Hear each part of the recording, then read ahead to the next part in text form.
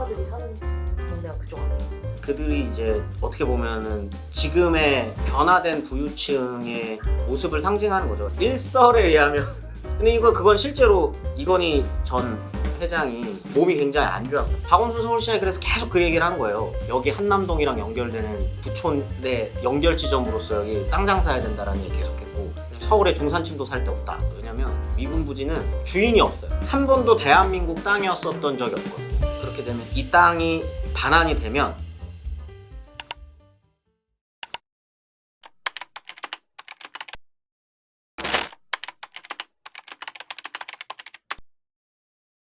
부자들이 모여 사니까요. 왜 그쪽에 부자들이 모여 사는? 동네마다 조금 달라요. 그러니까 성북 평창이랑 한남이 느낌이 조금 달라요. 아 그럼 성북 평창은 정계 중심. 청와대가 가까우니까. 근데 그거 되게 별거 아닌 것 같지만 되게 중요했거든요. 그때는. 그 다음에 청와대가 근처에 있다 보니 청와대와 관련되어 있는 고위 관직자들이 거기 살았고 거기에 줄을 대고 싶은 재계 인사들이 살게 되고 재계 인사들이 거기에 이제 한둘 살다 보니까 그들과 이제 혼맥으로 또 연결이 되고 그 모여 사는 집들은 다 서로 혼맥으로 엮여 있는 사람들이 많죠. 동네가 단순히 거주의 목적만 있는 게 아니라는 거죠. 그러니까 그 안에서 굉장히 많은 일들이 벌어지는 거고 그들만의 성을 쌓고 있는 거죠. 현대가들이 이제 성북동에 주로 많이 살고 GS, 한진, 두산 이쪽 분들이 이제 거기에 많이 살았어요.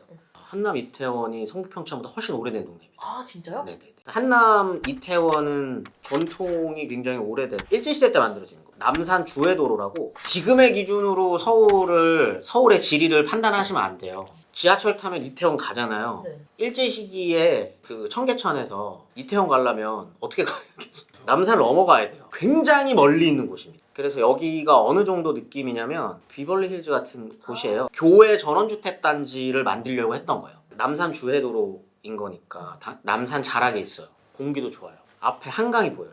뭐 더할 나위 없는 땅인 거죠. 그래서 그 땅에 남산 주회도로라는 도로를 내고 도로가 굉장히 중요하니까. 그리고 그 남산 주회도로 뒤편으로 필지가 어마어마하게 큰 그 중에 하나가 지금 삼성가가 살고 있는.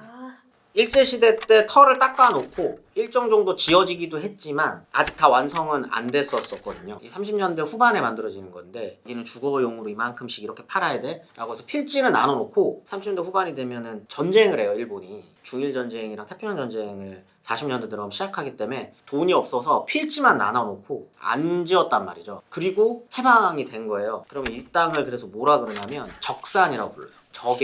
적의 재산 중에 집을 적산가옥이라고 불러요. 그러니까 적산가옥이거나 아니면 집은 없지만 적산 필지인 거죠. 그 땅을 국가가 통으로 받아서 사람들한테 팔았어요. 근데 이 필지가 넓은 땅들을 감당할 수 있는 사람들한테 팔아야 될 거 아니에요. 그러다 보니까 그때 이미 돈 있는 사람들이 그 땅을 산 거죠. 그리고 그 땅이 지금 그 필지가 넓다 보니까 지금의 그런 초호화 주택들이 들어갈 수 있는 공간으로 이태원부터 한남동 인근까지 이렇게 쭉 이어지는 땅이 되는 거예요. 올드스타들이 사는 동네가 그쪽 아니에요? 그들이 이제 어떻게 보면은 지금의 변화된 부유층의 모습을 상징하는 거죠. 예전에는 재계 인사들을 부유층으로 봤다면 지금은 그런 문화로도 돈을 벌어도 저들과 함께 할 수 있네 라고 하는 걸로 좀 변화된 거. 옛날에는 못 들어갔어요. 한남, 평창 이런 데 연예인들 들어오는 거 별로 안 좋아했죠. 일단 아까 말했던 것처럼 재계 인사들이 주로 살기 때문에 네트워크 형성이 굉장히 용이하고 바로 앞에 강변북로를 끼기 때문에 여의도 가는 것도 굉장히 편해요. 그 다음에 터널 하나 넘어가면 광화문 청와대입니다. 강 건너면 강남이죠. 한남동 한중간에 굉장히 특이한 땅에 하여튼 대형 병원이 하나 있어요. 순천현대병원이라고 되게 희한하거든요. 주택들 단지 쫙 있고 있는데 그 한가운데 종합병원이 하나 있어요. 일설에 의하면 근데 그건 실제로 이건희 전 회장이 몸이 굉장히 안 좋았거든요. 폐질환을 굉장히 오랫동안 앓아서 집과 응급 상황이 발생했을 때 5분 컷 거리에 대형 병원이 있어야만 따라는 썰이 있어요. 그 다음에 이거는 재계 인사들이 간 되게 중요한 이유 중에 하나일 수도 있는데 한남동도 그렇고 성북동도 그렇고 외교 공간이 있어요. 각 나라에 그 외교관들이 사는 공사관들이 사는 집들이 성북, 한남, 이태원에 몰려 있어요. 비즈니스하기 좋잖아요. 그런 것도 아마 크게 부자들이 거기에 집을 짓게 된 이유 중에 하나이지 않을까.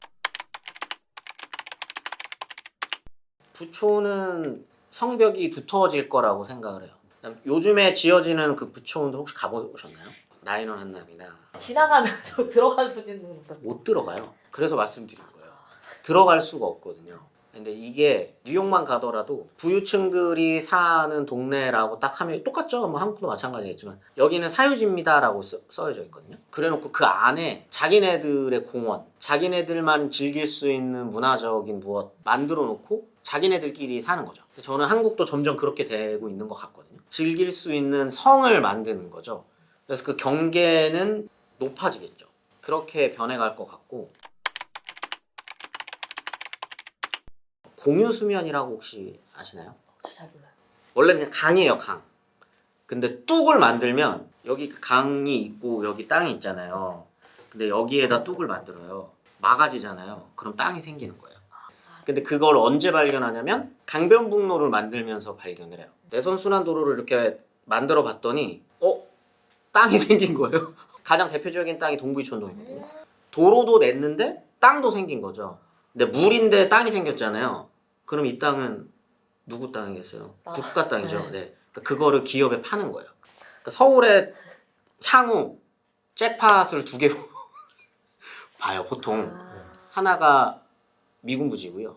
미군 부지 아직 결정된 게 아무것도 없어서 이게 어떻게 될지는 아무도 예상할 수가 없어요. 왜냐면 미군 부지는 주인이 없어요. 한 번도 대한민국 땅이었었던 적이 없거든요. 그렇게 되면 이 땅이 반환이 되면 관할해야 되는 부청이 누군지를 확답할 수 없어요. 근데 각자 당연히 이 땅은 우리 소관이지라고 하는 주체들이 있어요. 어디지? 국토부, 서울시, 국방부. 이 세 주체가 첨예하게 싸울 겁니다. 박원순 서울시장이 그래서 계속 그 얘기를 한 거예요. 여기 한남동이랑 연결되는 부촌 연결 지점으로서 여기 땅 장사해야 된다라는 얘기 계속했고, 서울에 중산층도 살 데 없다. 그걸 주장했었던 게 박원순 시장이었고, 아마 그보다 더한 얘기를 오세훈 시장이 할 거고, 국방부 입장에서도 야 이거 군인들 땅이었는데 이게 어떻게 국토부랑 서울시 소유야. 당연히 군 관리로 들어가야지라고 할 거예요. 이 세 주체가 엄청나게 싸울 겁니다. 두 번째 잭팟이 아마 이거 가만히 못 냅두거든요. 이거 안 나가야 돼요. 알겠어요. 너무 좀 관련해서 지금 준비까지 해주셔서 아니. 감사합니다. 너무 재밌었어요. 아주 더